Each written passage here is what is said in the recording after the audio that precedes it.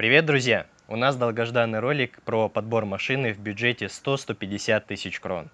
Сразу хотелось бы оставить пару примечаний. Первое. Я не претендую на источник правды. Я рассказываю свое субъективное мнение и свой личный опыт. Ваш опыт и мнение могут отличаться. Пожалуйста, делитесь ими в комментариях, но не надо переходить на личности, такие комментарии будут удаляться. Второе. Я не говорю обо всех машинах, потому что машин в данном ценовом диапазоне огромное количество, просто тысячи их на продажу, и обсудить все в одном ролике просто невозможно. Никто бы из вас это не досмотрел до конца. Я буду говорить только о самых популярных вариантах в данном бюджете. И также третье примечание, я буду рассматривать, скажем так, обычные нормальные автомобили для обычных людей, которые используют его для каких-то небольших путешествий, поездок по городу, то есть нормальный, бюджетный, экономичный автомобиль.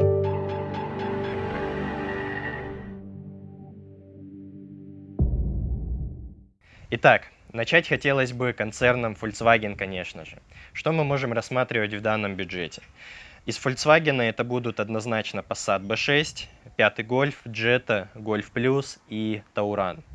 Из Шкоды это будут Fabia 2 и Octavia 2, обе уже в рестайловой версии. Из Audi это может быть Audi A3 и A4, а из Seat это может быть Leon и Altea. В целом довольно хорошие автомобили, довольно крепкие. Надо учитывать, что на машинах концерна Volkswagen очень часто высокий пробег, особенно на дизельных версиях. Не верьте, например, что у Passat B6 дизельного за 15 лет будет 150 тысяч. Так не бывает. А если даже бывает, то тоже ничего хорошего для машины. Также они довольно хорошо держат цену, и вас может удивить, насколько относительно старая Octavia с довольно большим пробегом может быть дорогой. Многие очень удивляются. Учтите, да, они держат цену, и это нормально на чешском рынке, не только на чешском, а в принципе, скажем так, в Средней Европе. По моторам. Если вы хотите бензиновый мотор, то тут все довольно сложно. Большинство предложений на рынке будут иметь TSI или TFSI моторы, которые довольно проблематичные. Там бывают проблемы с жором масла, бывают проблемы с ГРМ, бывают проблемы даже с турбинами.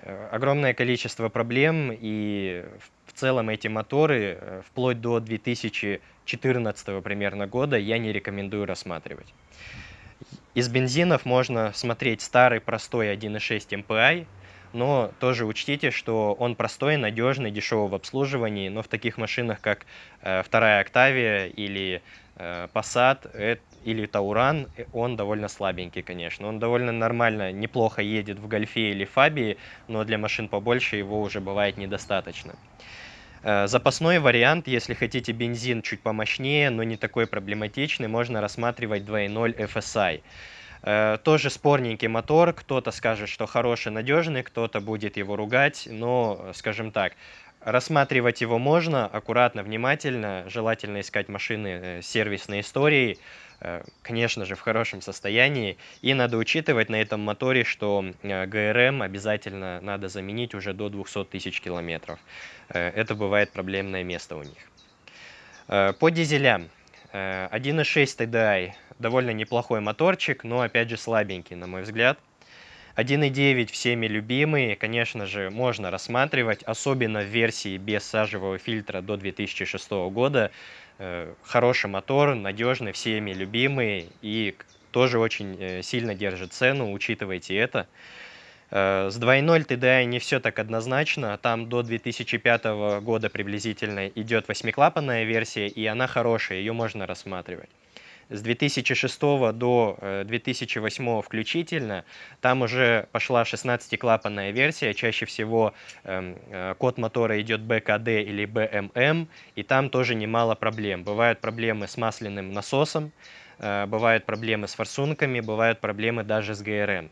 Довольно рискованный мотор, у кого-то может проехать вполне там 350-400 тысяч, а у кого-то уже около 200 тысяч начнутся проблемы. В целом вариант рискованный, и я не особо рекомендую его рассматривать.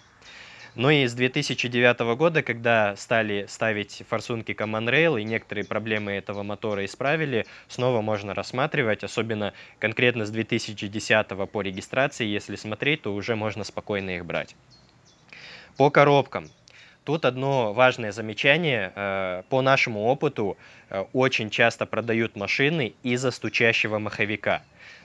И очень часто даже пытаются это скрыть, показывая вам разогретую машину или, например, когда завели машину, сразу газовать, чтобы это не было сразу слышно. Но на самом деле замена маховика у концерна Volkswagen это, ну и в принципе на всех машинах довольно дорогая вещь. Сам маховик дорогой, обычно это меняется в комплекте со сцеплением, плюс там довольно много работы, ее надо оплатить, масло, конечно же, и все это выходит в приличные суммы, и когда люди на сервисе узнают, что им скоро будет пора менять маховик, и сколько это будет стоить, они решают машину продать.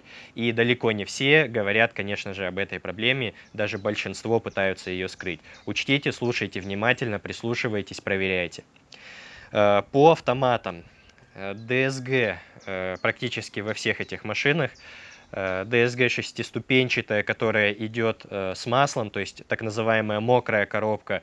В принципе, брать можно. Обращайте внимание на то, меняли ли в ней когда-то масло. Если она проехала там 150-200 тысяч без замены масла, то, скорее всего, конец этой коробки уже случится при вас. Если же был хороший владелец, который менял масло каждые 1060, то в целом коробка должна жить и нормально, рассматривать можно. По DSG-7, то есть DSG семиступенчатая, с сухим картером, там все сложно. Коробка довольно проблематичная, ее рекомендую избегать, но если все-таки вы рассматриваете машину с этой коробкой, то можно смотреть варианты, у которых уже меняли мехатронику и сцепление, и к этому смотрите, чтобы была фактура от какого-то нормального сервиса.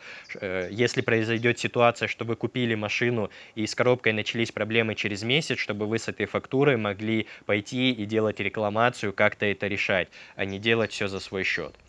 Это довольно важно. На концерне мы остановимся, пока все по нему, пройдемся дальше по некоторым японцам. Toyota.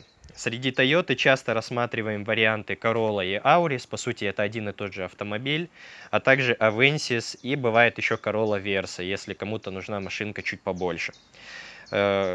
Очень многие спрашивают, а сложно ли обслуживать японцев в Европе? Нет, не так все плохо. Машины, которые я перечислил, они в огромном количестве продавались в Европе, их много ездит, расходники нормально доступны, цены адекватные, не стоит этого бояться. Проблемой могут быть только какие-то кузовные запчасти, то есть если произойдет авария или, например, вам просто кто-то сломает боковое зеркало, бывают какие-то сложности с поиском этих кузовных деталей. Но тут есть небольшой лайфхак. Рядом у нас есть Польша, там есть сайт по типу eBay allegro.pl, и там огромное количество разборок, на все машины можно там найти какие-либо запчасти. Если не нашли в Чехии, ищите там, скорее всего, всегда найдете, и они, в принципе, посылают в Чехию, это нормальная практика. По моторам. Бензины 1.6, 1.8, 2.0 рассматривать можно, в принципе, все. На 1.8, учитывайте, на Авенсисах, на дорестайловых, бывает проблема с жором масла, но не на всех. По дизелям. У дизелей я рекомендую рассматривать 2.0 мотор. Бывают еще версии 1.4 или 2.2, очень часто встречаются, их не рекомендую. Довольно проблематичные, и у многих людей с этими моторами бывают проблемы. Дальше, коробки, автоматы, в принципе, у них брать можно, причем у Toyota автомат даже без замены масла живет довольно немало, там 1000 по 250 откатывает нормально, но если же масло меняли, то, в принципе, коробку эту можно сделать чуть ли не вечной. Обращайте, конечно, на это внимание. Роботы не рекомендую рассматривать, в принципе, ни на каких машинах, именно роботы, которые, грубо говоря, коробка механика, а на ней стоит робот, который сам, грубо говоря, переключает эту механику. Чаще всего с ними всегда проблемы, то с самим роботом, то с его прошивкой. Не рекомендую рассматривать. Дальше, Honda. Из Honda часто рассматриваем такие варианты, как 8-й Civic и 7-й Accord в этом бюджете. Мне эти машины нравятся субъективно, они довольно надежные, они классно рулятся, классная подвеска, довольно-таки спортивные, интересный салон у них, особенно у Civic. Но как бы надо, конечно, учитывать, что их довольно дорого обслуживать, и самая большая проблема на Honda — это дороговизна запчастей. Но, опять же, надо учитывать, с другой стороны, она надежная, и не так уж и часто эти запчасти нужны. Например, родная подвеска у них обычно проходит 1000 по 200 без проблем, а бывает и больше. Поэтому, ну, скажем так, не все так плохо. По моторам, в принципе, плюс-минус все моторы у Honda хорошие. На Цивиках чаще всего вы встретите 1.4 бензин или 1.8 бензин. Оба мотора хорошие, цепной привод. 1.4, конечно, кому-то может показаться слабым, но если берете машину для города, то достаточный. 1.8 вообще чуть ли не легендарный втековский мотор, который считается одним из лучших по соотношению надежности, расхода топлива и мощности. У него 150 лошадей, при этом он не так уж много ест, при этом хватает мощности для нормального обывателя, так скажем. Либо 2.2 дизель, тоже довольно хороший мотор, в нем тоже цепь, то есть с ГРМом не надо мучиться чаще всего вплоть до 250 тысяч километров, иногда и больше. Поэтому у Honda моторы хорошие, их рассматривать можно. Коробки, автоматы тоже неплохие, тоже будет очень хорошо, если меняли масло. Если не меняли, то в принципе она тоже может пожить, но если меняли, то может жить очень и очень долго. Дальше посмотрим на корейцев. Очень популярные варианты Kia Ceed и Hyundai i30. Кто-то будет исправлять, что Hyundai, но, извините, я привык говорить Hyundai. В целом, не такие уж плохие машины. Некоторые, конечно, любят их ругать, но чаще всего их любят ругать те, кто любит Volkswagen. Вот. Неудивительно. Машины хорошие, рекомендую рассматривать 1.6 моторы, причем как 1.6 бензин, так и 1.6 дизель. Разумный расход, разумная мощность, разумная надежность. Из минусов у них довольно недешевые запчасти, но, опять же, никакой катастрофы. Коробки тоже можно брать любые, автоматы нормальные. Надо учитывать, что когда у них стоит автомат, то это древнючие четырехступенчатые автоматы. Машина с ними едет очень медленно, очень лениво, но как бы коробка неплохая и рассматривать можно. Дальше. Часто рассматриваем такой вариант, как Ford Focus второго поколения Restyle. Там я рекомендую смотреть либо 1.6 бензин, тоже примерно как у концерна мотор, похожий по мощности, похожий по конструкции, обычный атмосферный, без каких-то существенных недостатков, обслуживается дешево, ломается нечасто. Если же хотите дизель, то лучше смотреть либо 1.8 дизель, либо еще лучше 2.0 дизель. Довольно неплохие моторы, в целом всем известные. У Фокуса из плюсов можно сказать, что он очень хорошо рулится, и Фокус довольно нередко можно встретить в весьма богатой комплектации для машины этого класса. У них бывает там кожа, подогревы, подогрев лобового стекла, хорошая музыка, там двухзоновая автоматическая климатизация, и это встречается довольно нередко. Вот, этим он интересен.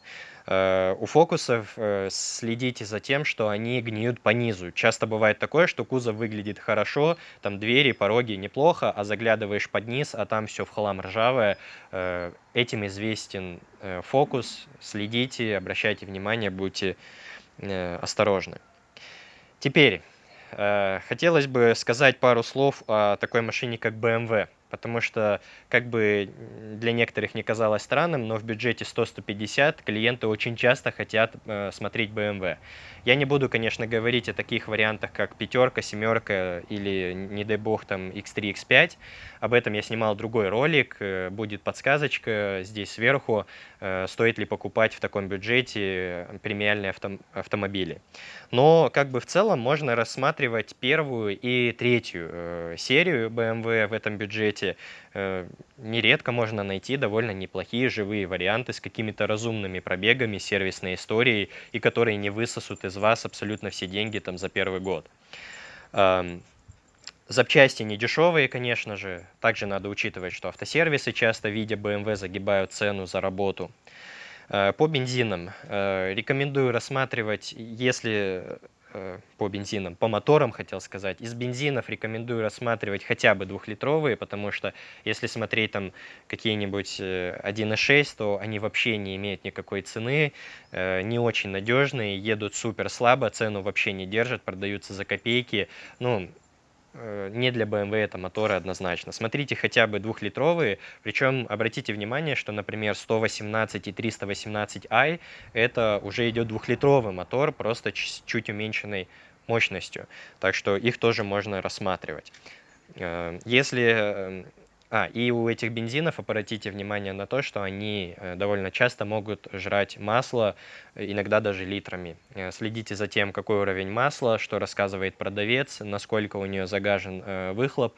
Конечно же, у моторов с прямым впрыском выхлоп всегда будет черный, но если вы видите, что там прям куски сажи или машина на холодную начинает дыметь сизым, бегите от нее подальше, потому что это неминуемо ремонт мотора. По дизелям. Если рассматриваете двухлитровый дизель, обратите внимание на то, что там есть две версии. Есть М47, 120 киловатт, и это считается хорошим надежным мотором, проезжает много, кушает мало, мощность достаточная. Причем некоторые их даже чипуют, и даже после этого они живут немало. А есть уже N47, и это проблемный мотор, 130 киловатт, а в будущем 135 киловатт, но в данный бюджет машины со 135 киловаттами не входят.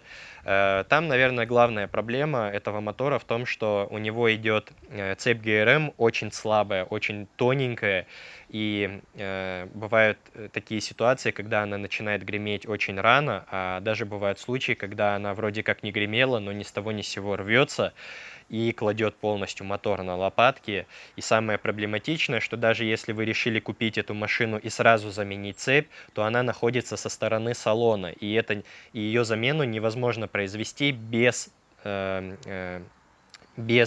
того, чтобы вы достали мотор из машины и сделали это отдельно. Поэтому работа дорогая, плюс дорогие запчасти, и замена цепи на этом моторе выходит 35 тысяч и выше, в зависимости от того, где и кто будет делать. Коробки у BMW можно брать плюс-минус любые, тоже, конечно, очень хорошо, если в ней меняли масло, но в целом и автоматы у них довольно живучие, поэтому тут особых комментариев не будет. Ну и, наверное, оставлю пару замечаний.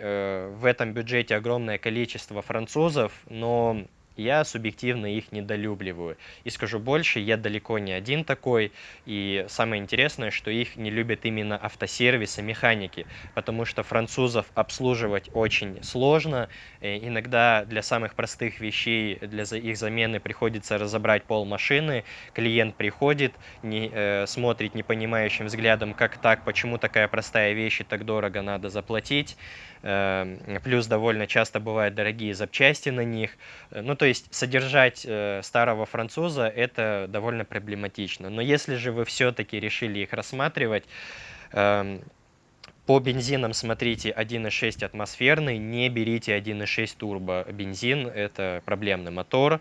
По дизелям примерно такая же ситуация, смотрите 2.0 HDI, в принципе неплохой мотор, 1.6 HDI не рекомендую, там есть свои конструктивные недостатки, и он может тоже кому-то принести проблем. На сегодня все. Пока я обсудил самые популярные варианты с вами. Если у вас остались вопросы, пожалуйста, пишите. Если есть идеи для будущих роликов, то есть темы для будущих роликов, пожалуйста, мы открыты к вашим предложениям. Всего доброго, ищите машины осторожно, аккуратно, не верьте, будьте внимательны и удачи, друзья. Пока.